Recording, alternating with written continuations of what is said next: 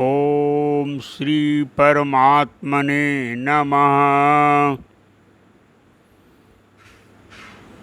दैवीं सरस्वतीं व्यासं ततो जयमुदीरयेत्। नारायणं नमस्कृत्य नरं चैव नरोत्तमं दैवीं सरस्वतीं व्यासं ततो जयमुदीरयेत्। ओम श्री परमात्मने नमः।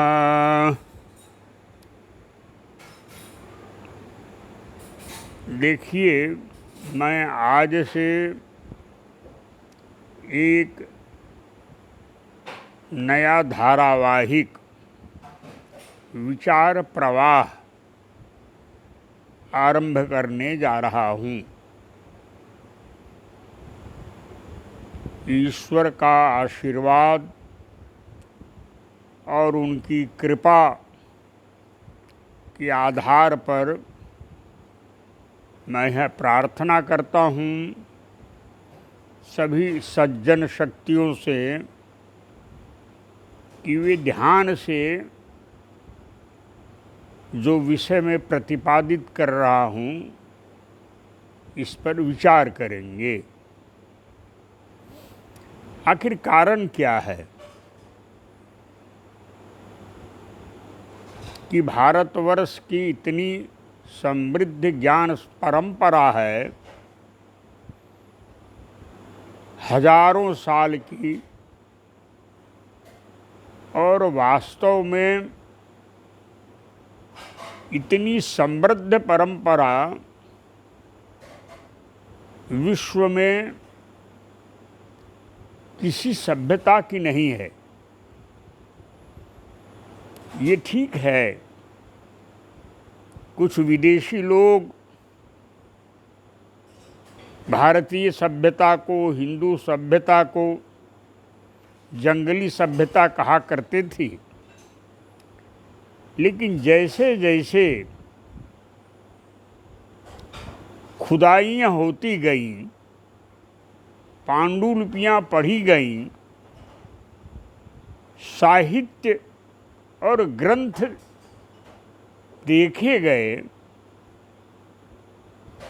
तो लगभग 200 विद्वानों ने, विदेशी विद्वानों ने यह स्वीकार किया है कि भारत की सभ्यता दुनिया भर की सारी सभ्यताओं की जननी है। और ये कहने वाले अमेरिका के ट्वाइनबी, जो प्रसिद्ध इतिहासकार और दार्शनिक, मार्क ट्वेन, बेल्जियम के कॉनरेड एल्स्ट, जर्मनी के विद्वान, और इस तरह से जितने विश्व भर के तत्व प्रेमी विद्वान हैं, जिन्होंने सत्य के साक्षात्कार करने की ललक थी, जिज्ञासा थी, सब लोगों ने यह स्वीकार किया है कि भारत की सभ्यता, यहाँ की संस्कृति, यहाँ की भाषा, यहाँ की परंपराएं विश्व की सबसे पुरानी परंपरा है। बावजूद इसके आज ये हमारा देश इतना अपमानित क्यों है? जब से कासिम ने हमला किया, गोरी ने हमला किया, गजनी ने हमला किया, लोदी ने हमला किया, गुलाम वंशों ने हमला किया,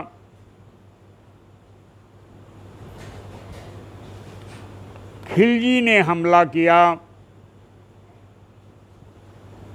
और अंत में मुगल शासकों ने हमला किया। बेशुमार अत्याचार किए गए, हजार मंदिर तोड़े गए, नालंदा और तक्षशिला विश्वविद्यालय को लूटा गया, नालंदा विश्वविद्यालय में आग लगाई गई बख्तियार खिलजी द्वारा। तो 6 महीने तक यह पुस्तकालय जलता रहा। जब सोमनाथ का मंदिर लूटा जा रहा था तो लोग कहते हैं कि अगर पुजारियों ने एक एक पत्थर मारा होता तो गजनी पिट गया होता, गजनी की सेना भाग गई होती। लेकिन अंधविश्वास के चरम शिखर पर पहुंचता हुआ ये पुजारी समाज इस बात की प्रतीक्षा करता रहा कि भगवान शंकर प्रकट होकर हमारी रक्षा करेंगे।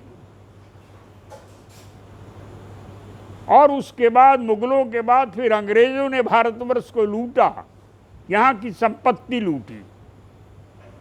जिस भारतवर्ष का दुनिया के अंदर 25% जीडीपी था, आज इसकी आर्थिक स्थिति इतनी घट गई है कि शायद 5% या 6% जीडीपी रह गई है। इतना ही नहीं, भारतवर्ष का रुपया 1950 में 1 रुपये के बराबर $1 था। अगर मैं सही कह रहा हूं तो आज स्थिति क्या है? 70 रुपये और 80 रुपये का $1 बिक रहा है। और सांस्कृतिक दृष्टि से तो हमारी शिक्षा पद्धति 70 वर्ष में रसातल में चली गई। मानसिक दास्ता की गुलामी की जंजीरों में हम सब लोगों को जकड़ दिया गया। खैर, समस्याओं को मैं गिनाना नहीं चाहता हूँ। मैं आपके साथ अपने विचार साझा करना चाहता हूँ कि आखिर ये हुआ क्यों। इस पर विचार किया जाना चाहिए। तो मुझे लगता है इसके कई कारण थे। सबसे पहले तो हमारी अति उदारता। जैसे हमने विचार स्वातंत्र्य को अपने आरंभ से ही महत्व दिया। हमने समझा कि हमारी तरह दुनिया के सब लोग होंगे। लेकिन जब हमने देखा यहाँ तुर्की आए, ईरानी आए और बाबर, खिलजी, गजनी, गोरी, कासिम, टीपू सुल्तान, तो हमने देखा कि ये वैचारिक स्वतंत्रता के घोर विरोधी हैं। इनकी मान्यता है कि जो उनकी पूजा पद्धति को स्वीकार नहीं करेगा वो काफिर है और उसकी गर्दन काट दी जाएगी। ये ऐसा नहीं है कि इस्लाम के मत मानने वाले सभी लोग ऐसा मानते हैं। ये कुछ मुट्ठी भर लोग हैं ऐसा जो वैचारिक स्वतंत्रता को महत्व देते हैं, लेकिन उनकी कोई गिनती नहीं है। आज अब्दुल कलाम जो हमारे राष्ट्रपति थे उनका कोई नाम नहीं लेता है। वीर अब्दुल हमीद का नाम कोई मुसलमान नहीं लेता। अब्दुल रहीम खान खाना का नाम, रस खान का नाम कोई मुसलमान नहीं लेता। वो तो लादिन का नाम लेता है, वो हाफिज सईद का नाम लेता है, वो तैमूर लंग का नाम लेता है, वो टीपू सुल्तान का नाम लेता है, वह औरंगजेब का नाम लेता है। ये बतलाता है कि उनके अंदर कोई परिवर्तन नहीं हुआ है। अगर हम इस बात को भूल भी जाएं कि चलो 1000 साल पहले बर्बरतापूर्वक आक्रमण किया गया था गजनी गौरी द्वारा, तो फिर भारतवर्ष का विभाजन क्यों हुआ? क्यों जिन्ना ने यह कहा कि हिंदुओं के साथ मुसलमान नहीं रह सकता है? मुसलमानों का इतिहास वही इतिहास है जो हिंदुओं का इतिहास है। हमारे बाप दादा एक थे, हमारी परंपराएं एक थी, हमारा ब्लड एक है, हमारा डीएनए एक है। फिर हम क्यों लड़ें? हम क्यों साथ नहीं रह सकते हैं? एक बहुत बड़ा प्रश्न है। और वहाबी विचारधारा ने यह फैला दिया कि नहीं, हिंदू विचारधारा के साथ इस्लाम की विचारधारा कभी रह नहीं सकती। और उसी प्रकार से ईसाई विचारधारा, उन्होंने भी यह घोषणा की कि सबको ईसाई बनेंगे तभी उनका कल्याण होगा। इस प्रकार ये दो विचारधाराएं, और उसी प्रकार से कार्ल मार्क्स के बाद विचार करने वाले लोगों ने भी कहा कि हिंदू धर्म तो प्रतिगामी है, पूंजीपतियों का है, शोषण करता है। ये झूठे विचार फैला फैला करके सारे लोक मत को उसने दूषित किया है।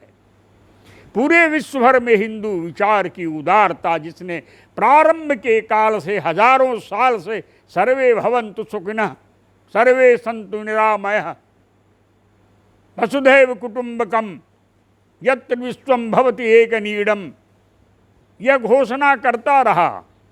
यह कोई आज का नहीं है, यह हजारों साल पहले का है, और उस पर हम आज भी टिके हुए हैं।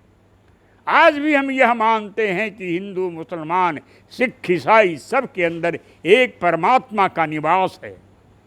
लेकिन ये दो तीन विचारधाराएं ऐसी हैं जो ये मानती है कि सिर्फ ईश्वर एक ही रास्ते से मिल सकता है।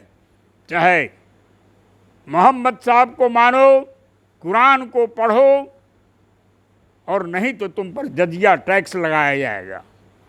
सौभाग्य की बात है कि भारतवर्ष का मुसलमान अभी कुरान में कही गई हर बातों का 100% पालन नहीं करता है। लेकिन जो उसमें आतंकवादी किस्म के, जिहादी किस्म के मुसलमान हैं, उनका इतना भय है कि साधारण मुसलमान उनका विरोध नहीं कर पाता है। ईसाइयों ने थोड़ा हिंसा का रास्ता कम किया है, लेकिन उनके अंदर भी यह भाव है कि जीसस क्राइस्ट के बिना दुनिया के अंदर शांति नहीं हो सकती है, लोगों का विकास नहीं हो सकता है। और कम्युनिस्टों का इतिहास तो हिंसा से भरा हुआ है। वो तो लोकतंत्र बहाना है उनके लिए, लोकतंत्र के नाम पर वह सत्ता हड़पना चाहते हैं और बाद में हिंसा करना चाहते हैं। इसलिए मेरी दृष्टि में तो कम्युनिस्ट, इस्लाम और ईसाईयत का विचारधारा एक ही है। ये समझते हैं कि सिर्फ हमारे रास्ते से ही दुनिया का कल्याण हो सकता है, जबकि हिंदू विचारधारा कहती है एकम सत विप्रा बहुधा वदन्ति। अब आइए हम इस पर विचार करें कि ऐसी स्थिति में जब भारतवर्ष की जनसंख्या घटती जा रही है, बांग्लादेश हमसे अलग हो गया, अफ़गानिस्तान अलग हो गया, पाकिस्तान अलग हो गया, कश्मीर से हिंदुओं को मारकर भगा दिया गया, और भारतवर्ष में छोटे छोटे मिनी पाकिस्तान बनाने का सपना देखा जा रहा है, और बचे हुए पाकिस्तान को भी दारुल इस्लाम में बदलने का उनका ख्वाब है, उनका सपना है। आखिर इन सारी परिस्थितियों से हमको कैसे निपटे हम? ये कोई शब्द नहीं है, ये उनका षड्यंत्र है, उनकी योजना है, उनकी मेथोडोलॉजी है जिहाद की, और वो करना चाहते हैं। इस विषय पर हम मिलकर विचार करें, हम सब लोग मिलकर विचार करें।